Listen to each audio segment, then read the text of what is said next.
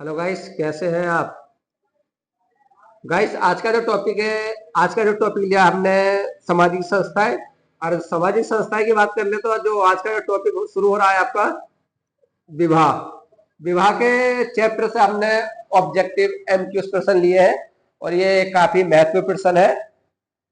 आपने पढ़ा होगा विवाह के बारे में। सामाजिक संस्था में हम विवाह पढ़ेंगे और शिक्षा के एजुकेशन के बारे में पढ़ेंगे और राजनीतिक के बारे में है, सामाजिक संस्थाएं। इस टॉपिक के बारे इसमें सब कुछ पढ़ना है। अगर हम कराएंगे तो अभी तो हम पहले और जाति व्यवस्था के बारे में, आर्थिक व्यवस्था के में, तो ये चीजें हमारा जो पहला टॉपिक हमने विवाह के बारे में लिया है। विवाह से जो प्रश्न बनते हैं किस टाइप के हैं उसकी। ठीक है गाइस, पहले अपना शिक्षा रहे, पहले हम विवाह शिक्षा के बाद में इसी में है, सामाजिक संस्थाएं में आती है शिक्षा, राज्य व्यवस्था है, जाति है। तो ये क्या सब सामाजिक संस्थान में आता है ये वाला टॉपिक चैप्टर। तो चलिए गाइस शुरू कर लेते हैं। पहला प्रश्न हमने लिया है विवाह से पहला प्रश्न विवाह कह रहा है कि बहु विवाह का तात्पर्य क्या है। बहु विवाह का तात्पर्य क्या है?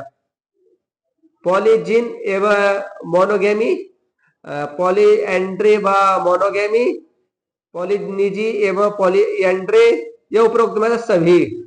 पहला प्रश्न आपका। इस प्रश्न की बात कर लेते हैं। अभी ऑडियो क्लास है गाइस मिल रही है, थोड़ा सा इंटरनेट की प्रॉब्लम इशू आ रहा है जिससे लाइव क्लास नहीं हो पा रही है, डिस्कनेक्ट हो जाती है। इंटरनेट की थोड़ा इशू है, थोड़ा सा जल्दी समाधान करेंगे। और अभी हम ऑडियो क्लास मिल रही है, ऑडियो क्लास पे गाइस डेली मिलेगा आपको ऑडियो क्लास है। कोई डाउट होता है मैं कमेंट भी कर सकते हो और हमारे टेलीग्राम से जुड़ सकते हो। नीचे टेलीग्राम का जो चैनल है डिस्क्रिप्शन नीचे दे रखा है।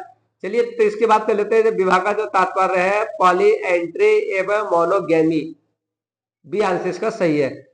कौन वैवाहिक बंधनों की अपेक्षा रख संबंधों पर जोर देता है? विस्तारित विवाह, नाभिकीय विवाह, या दंपत मूलक विवाह, या इनमें सभी। अगर इस प्रश्न की बात कर लेते हैं तो आपका है विस्तारित विवाह, ए आंसर इसका सही है। निम्नलिखित में कौन सी जनजातियों में ब्याज प्रसूति प्रचलित है? खासी, टोडा, चेंचू, या हो। तो इसमें कौन सा है? ए, बी, या पर सी, या पर डी, इसमें कौन सा है? अगर इस प्रश्न की बात कर लेते हैं तो इसमें आपका ए आंसर सही है, पहला, और आपका दूसरा। नेक्स्ट प्रश्न आपका। स्त्रियों के लिए विवाह अनिवार्य कहा जाता है क्योंकि ये एकमात्र संस्कार है जो उनके द्वारा संपन्न किया जाता है। ये कथन किस समाजशास्त्री द्वारा कहा गया है? ये किसके द्वारा कहा गया है? ओके गाइस, एक सेकंड लाइन पर रहना, थोड़ा कॉल आ रही है, कॉल रिसीव कर ले। हाँ हेलो। हाँ बोलो। दुकान पे है। ठीक है, ठीक है, ठीक है। हाँ हाँ। चलिए गाइस, तो ये किसने कहा था? पी एच प्रभु, के एफ कपाड़िया, और पी वे काड़े, और ए एस अल्टेक्सर, किसने कहा था ये? तो इसकी बात कर लेते हैं। जो इसका जो आंसर जा रहा है पी वी काड़े ने कहा है कि स्त्रियों के लिए विवाह एक अनिवार्य कहा जाता है। निम्न में से विवाह कौन सा है जिसमें वर वधु के परिवार वालों को धन अथवा वस्तुएं देकर विनियम प्राप्त करता है? देखिए, ऐसा विवाह कौन सा है जिसमें वर वधु के परिवार वालों को, मतलब जो वर है, वर के वधु के परिवार वालों को धन अथवा वस्तुएं देकर विनियम प्राप्त किया जाता है? आसुर विवाह, ब्रा विवाह, गंधर्व विवाह, या प्रजाति विवाह। इस प्रश्न की अगर हम बात कर लेते हैं तो आपका यह असुर विवाह, ये आंसर सही है इसका। हिंदू, वो किसी हिंदू का विवाह गैर कानूनी यदि पति पत्नी में किसी एक का दंपत्ति जीवित, या प्रतिबंध किसके द्वारा लगाया गया था? भारतीय संविधान, सिविल प्रेजिजर कोड, हिंदू विवाह अधिनियम, या हिंदू उत्तराधिकारी अधिनियम। किस हिंदू विवाह और कानूनी है यदि पति पत्नी में से किसी एक का दंपत्ति जीवित है? ये प्रतिबंध किसके द्वारा लगाया गया था? तो ये है आपका सी आंसर सही है, हिंदू विवाह अधिनियम के। नेक्स्ट क्वेश्चन है, पर सुत्ता पिपी संस्कार क्या है? पर सुत्ता पिपी संस्कार क्या है? इसमें पिता की स्थिति में निर्धारितता की जाती है, इसमें पति की स्थिति निर्धारित की जाती है, इसमें इसमें बच्चों की स्थिति निश्चित की जाती है। हाँ ठीक है ठीक है। तो इसके आंसर की अगर हम बात कर लेते हैं तो इसमें जो आंसर आ रहा है डी आंसर है, बच्चों की स्थिति निश्चित की जाती है। जनजाति नेक्स्ट प्रश्न है, वो जनजाति और आवास वाला का नाम इधर जनजाति, इनको मिलान करना है गाइस, इनको मिलान करना है। तो इनको हम मिलान कर लेते हैं। गोडा क्या है? रंग और बंग है। और आपका ये उराब आपका क्या घुमक्कड़िया है। और हो आपका क्या है? गिरहोरा है। और आपका भुइया, जो भुइया है आपका भुइया है आपका डंगर वर्षा। तो इस टाइप से अगर बात कर लेते हैं तो हमारा ए का पांचवा और बी का पहला, ए का पांचवा नहीं, सॉरी, ए का पांचवा नहीं है ये वाला,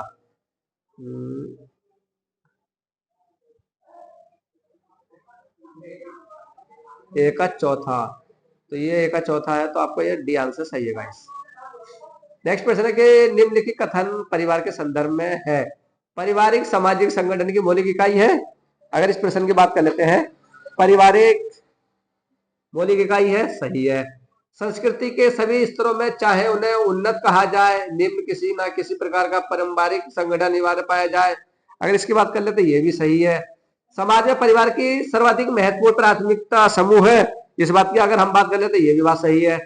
अंग्रेजी शब्द फैमिली यूनानी शब्द फैम्यूलस से लिया गया।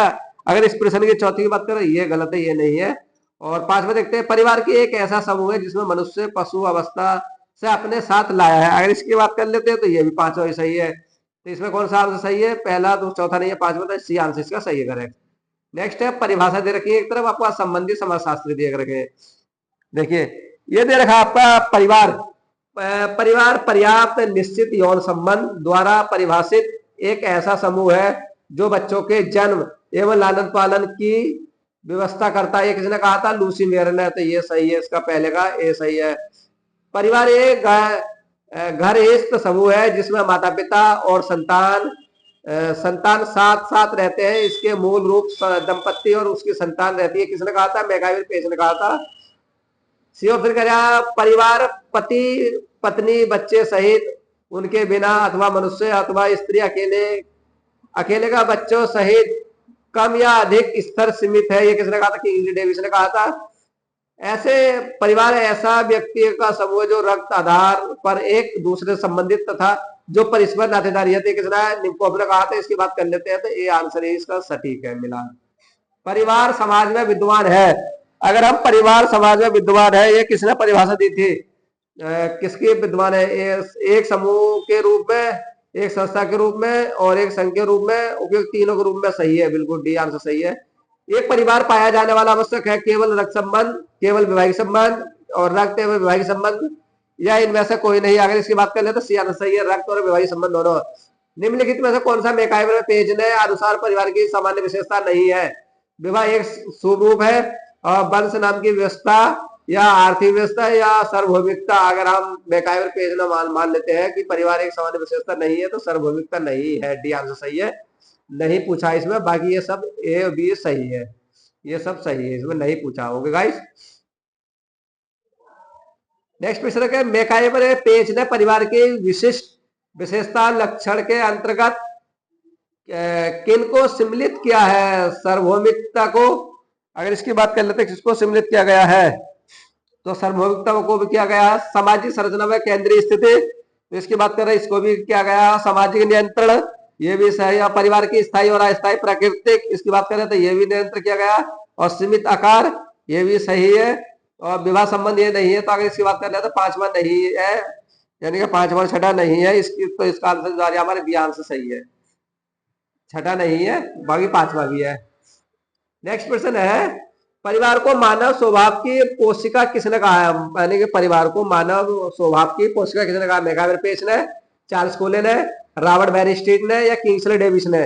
किसने कहा है? तो ये किसने कहा था? चार्ल्स कोले ने। बी आंसर सही है इसका। निम्नलिखित में से किसने विद्वान ने समुदाय को परिवार का योग माना है? अरस्तू ने, मैकियावेली ने, या मॉर्गन ने, या विल्फ्रेड ने? किसने कहा है? इसकी बात कर लेते हैं। तो ये आपका अरस्तू का आंसर जा रहा है, ये आंसर सही है।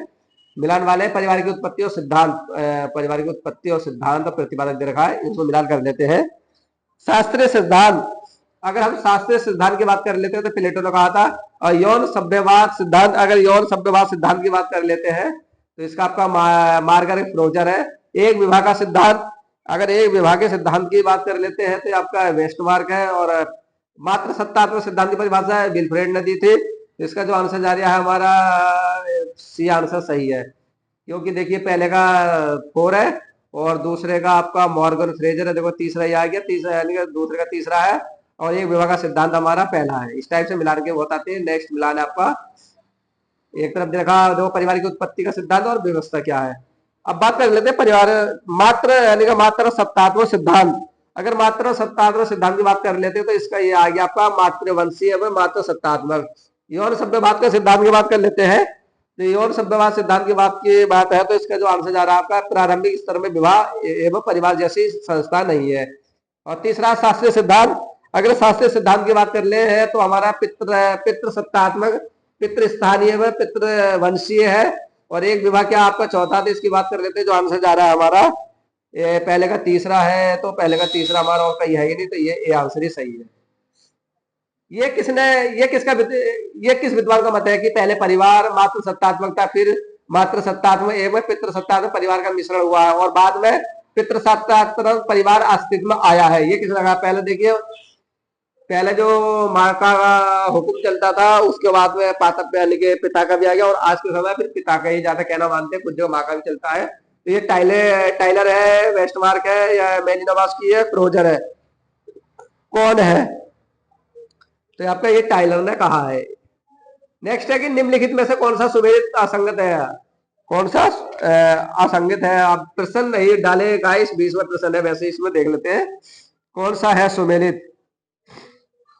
इसमें पूछा कि कौन सा युग असंगत है। असंगत देखना हमें, एक है असंगत भाई, एक असंगत देखना बाकी sex and reference in civil society, इसकी बात कर लेते हैं। ये किसने कहा था? मोलिनोवस्की है। मानव विवाह इतिहास की बात कर लेते हैं, बीरिस्टिट, ये गलत है आपका। और पुन लुआन फैमिली मॉर्गन की है। द मदर्स विल्फ्रेड का है। तो कौन सा गलत है? ये आंसर है इसका सही है, दूसरा गलत है, बाकी सम्मिलान है। निम्नलिखित में से किस विद्वान का मत है कि परिवार का जन्म पुरुष से अधिपत्य और ईर्ष्या की भावना के कारण हुआ था? टाइलर ने कहा था, मॉर्गन ने कहा था, या डार्विन ने कहा था, या मोलिनोवस्की ने कहा था? ये किसने कहा था? तो ये कहा था डार्विन ने। सी आंसर सही है। परिवार की 5 सामान्य एवं 8 विशिष्ट विशेषता लक्षण को किस समाजशास्त्री ने बतलाया था? किसने बतलाया था? मार्डॉक, डूबे और सिल्वर और मैकाइवर पेज ने। तो डी आंसर सही है, मैकाइवर पेज ने, इसका डी आंसर सही है। लुईस बार्गर के अनुसार मानव परिवार के उच्च विकास की व्यवस्था आधारित थी किसकी?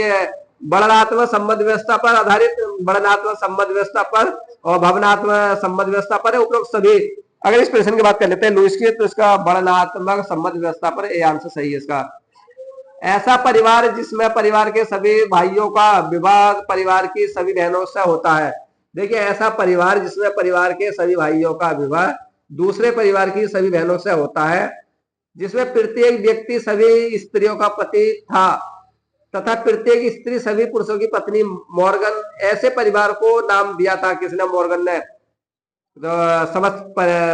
समरक परिवार, पुनः लुअन परिवार, या सिंडेसिमियन परिवार, या पितृसत्तात्मक परिवार?